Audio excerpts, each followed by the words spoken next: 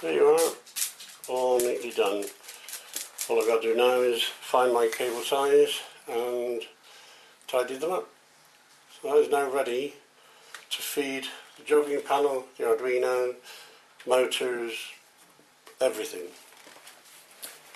Okay then peeps, see you on the next one. On the bits of cable that you cut off, don't throw them away. Throw them into a cardboard box under your bench or somewhere handy, and keep them for links, wiring up LEDs, whatever. They're very, very handy. And when you haven't got them, that's when you need them most. Alright? Yeah, nice and neat. All clipped up nicely. I started also clipping the signal wires from the power pack as well. They're all in there nice and neat, and I can now, because I've brought wires out from the power supply, means I've got power now over to the jogging panel. Now these cables that I used here came from an electric oven that a friend of mine bought just before Christmas, and after Christmas the housing that it was in just decided to collapse, and of course damaged the oven, and that was the end of that.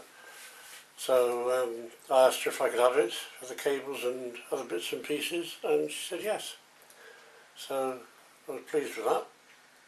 So the next thing to do now, I think, don't think too hard, Raymond, it's dangerous, is put the X and Y relays in place. I've only got one more printed circuit socket, so what I'll probably have to do is just have spades stuck on the ends I can solder the wires onto. I'll see how that goes. But I've already run in the so I'm trying to get it so I can see the screen properly. That's it. I've already wired in the X-axis ready to go down to the jogging panel.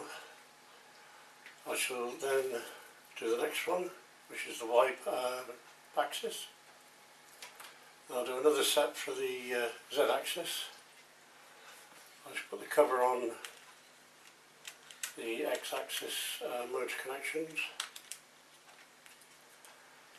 and then it's turn it round and wire up the jogging panel and see if we can make things move. Okay peeps,